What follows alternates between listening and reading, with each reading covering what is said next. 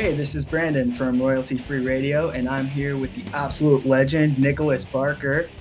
So, Nix, thank you so much for your time speaking with me today. It's a distinct pleasure for me to speak with you. In my eyes and in so many others, you're the prototypical extreme metal drummer. So, your albums with Cradle and Demu single-handedly kicked off a lifelong love affair with extreme music for myself and a whole generation. So, my first question is actually about the present. You've been open about your struggles with kidney failure. I'll be putting the GoFundMe link in the description of this video, and I Thank you. encourage everyone listening to donate if they can. Additionally, for those in Camden Town, UK, there will be a benefit show on Sunday, November 12th at the Black Heart. So the info on that show can be found in Nick's Instagram. So first of all, how are you feeling? And can you tell me a bit about that benefit gig and how it came to be? Well, first of all, I'm feeling great. Thanks. I've got dialysis treatment first thing in the morning. I get picked up at 6. I'm plugged in by 7, and I'm back home for around lunchtime. Yeah, I'm doing okay. It's treatment has its ups and downs. Sometimes, it can wipe you out physically. You feel completely drained. Um, and other times you feel great. It's a bit of a roller coaster, but I'm doing great. I mean, I'm just keeping positive, and I'm working towards, getting a transplant as soon as possible. So yeah, that's all good. And the benefit show came around actually. A good friend of mine decided, a promoter in Brighton, he decided, he wanted to help out and put on a charity event for me. And he contacted a bunch of bands that he's friends with, and together we kind of brainstormed here and there, and got together with Graham Hodis from the Black Heart, and we managed to put something together. I'll be there in person. Awesome. Um, raffle off a few things. I've got some symbols I'm going to sign and give away, and some of the old school memorabilia that I've got hanging around and stuff like that. And Nuclear Blast have been so kind enough to sponsor the event too and donate some T-shirts and everything else. So it's great. Hopefully it's going to be a good night. I'm really looking forward to it. Oh, that's kick-ass, man. Yeah, I'm sure it'll be an awesome night. So, from what I can see, your current projects include Borstal. I think you got the shirt on, Yeah, Brujeria, and Shining. So, the first two yeah, groups mentioned will be embarking on tour together, it looks like, in the UK and Ireland. And although you stated, you won't be pulling double duty, you do anticipate playing a few songs with Brujeria each night. So, talk to me about this tour and maybe what fans can expect. And from your Instagram post, it sounds, that you have treatment arranged while on the road as well. yeah. So as people know that I'm involved with Brujeria. Unfortunately, my kidney failure and the dialysis treatment means that I can't travel. So I'm just taking a step back from the Brujeria touring schedule right now. But the opportunity came for Brujeria to play a UK and Ireland tour coming up next May. And, we thought it'd be a good idea to get Borstal on, my hardcore band, to show everyone that, yeah, I'm still around. I'm focusing on my health. And, the renal team at Sheffield General Hospital, which I have treatment, they've been amazing. They helped me arrange to have alternative treatment whilst on the tour. So it's going to be good. And like I mentioned in my post, I won't be doing double duty, but I'll probably get up and play a few Brujeria songs, and it's gonna be good fun. It's gonna be the first thing I've done since my kidneys failed. So for me, it's a huge milestone, and Absolutely. it's also a step closer to getting me back on the drum behind the drum kit where I belong. Hell yeah, You man. know. And I'm sure, it will be an awesome morale boost for you to be out there as well. Oh, 100%. It's done so much for my mental health just knowing that I've got this small tour to look forward to and something to, work hard for, in the meantime.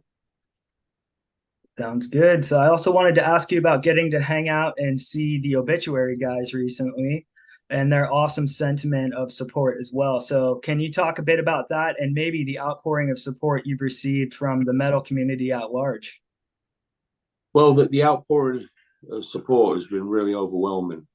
I'll have to admit, I didn't think that many people really cared too much about me, to be honest. And it wasn't until, the GoFundMe thing started and, I really realized that made me realize that, a lot of people out there really do care, and the metal community is amazing. They all seem to come together to help one of their own, when someone's, in a bit of a tight spot. So I'm really overwhelmed and truly humbled by all the support, the continued support too. And, you know, I've been, I haven't really been out socializing much this year. I went to Bloodstock open air festival in the summer, and then I went to the Obituary show. And just being out there and seeing, people coming up to me, random strangers and, fans, and just shaking my hand and, wishing me well and, saying that they supported me. It was really, really something special to witness. And I'm really humbled by everyone's, support and help and kind words, as well as their generosity.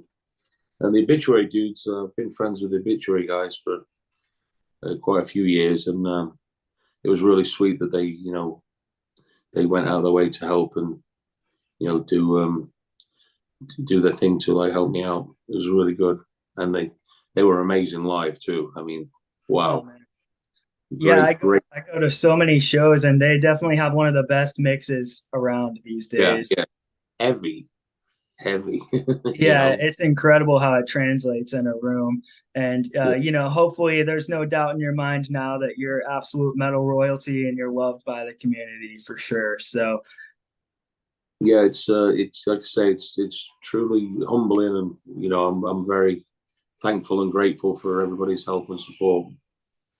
of course, and guys, like I said, I will put the link to the GoFundMe in this video. If you have the means, I definitely encourage you to let's all pull together and help Nick get the help he needs. So September 9th was the 20th anniversary of Death Cult Armageddon. Dimmu Borgir's best work, along with Puritanical, and an album I still regularly listen to. I remember getting that album and having my mind absolutely blown by the drumming in particular, the intricate cymbal rolls, the powerful tom fills, and the insanely fast and precise blasting. So truly a phenomenal sounding record to this day.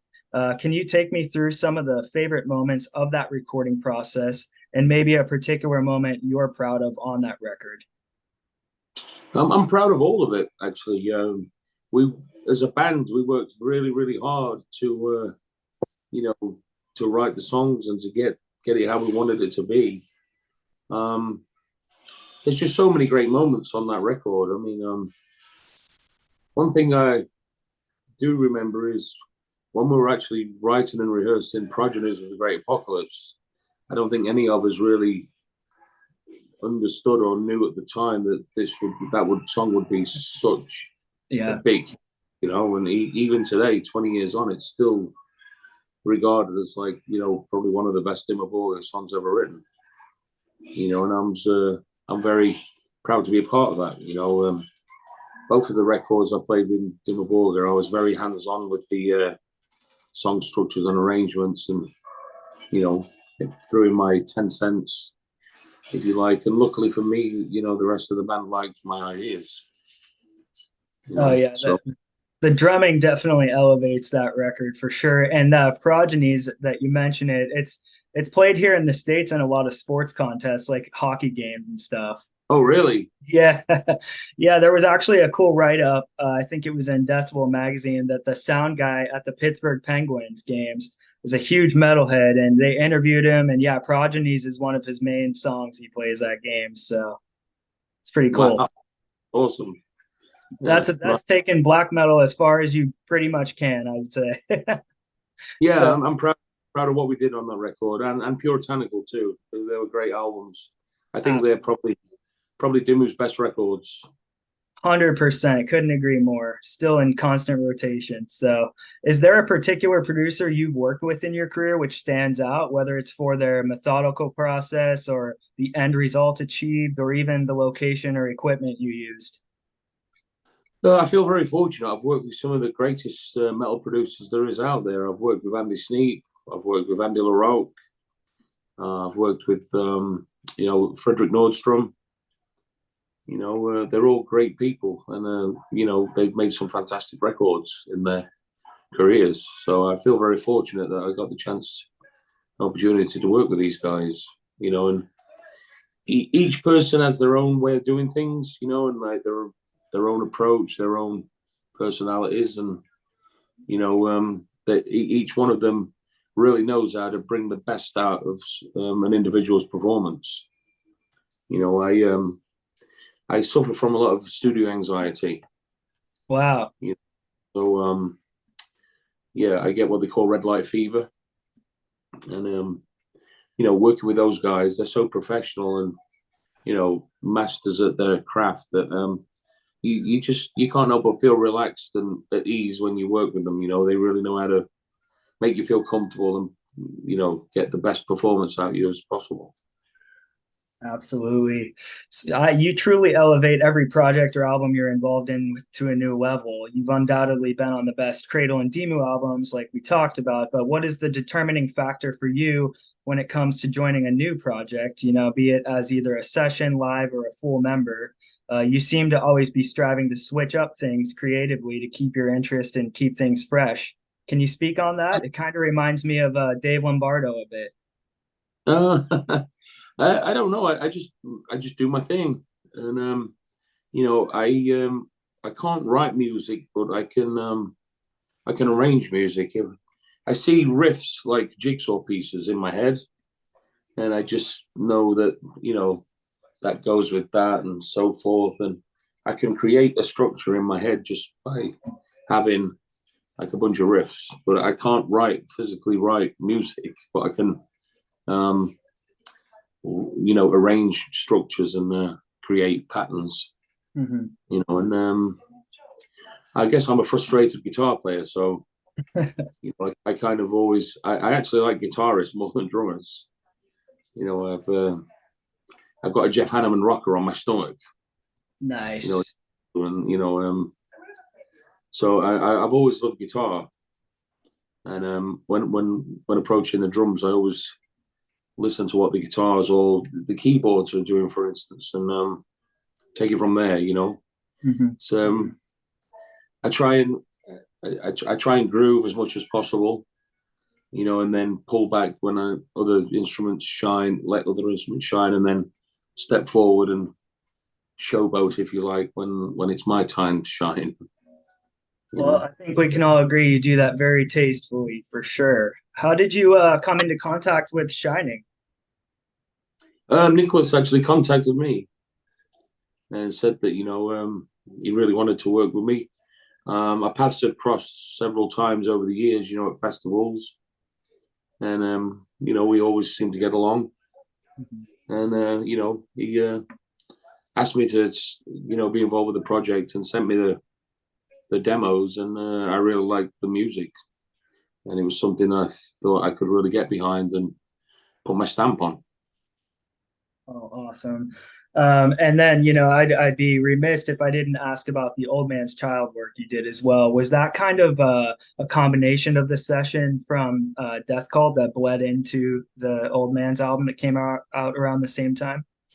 No, the Old Man's Child album was purely Golder's brainchild. In Dimmer Borgir, it was more of a collective thing, but Old Man's Child is just his baby. Mhm.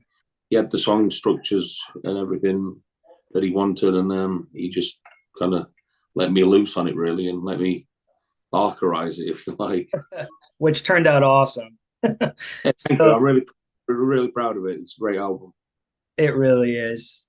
Wow, so this has flown by. I just have one last question, and I truly appreciate your time today. So thanks so much. But Great. is there anything that you would like to say, to the fans? You're known to be such a humble person, despite being an absolute legend and pioneer behind the kit.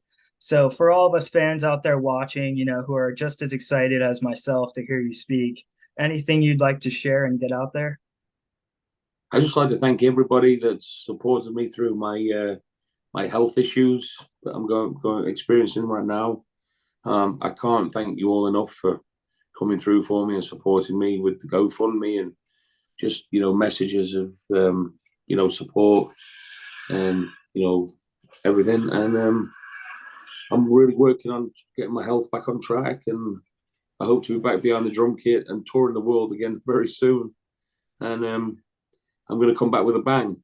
You know, Absolutely. Well, you look and sound great, Nick. So thanks so much and stay strong and have a good rest of your day. thank you very much. It's been great. It's been a pleasure. Thank you. All right. Talk to you later.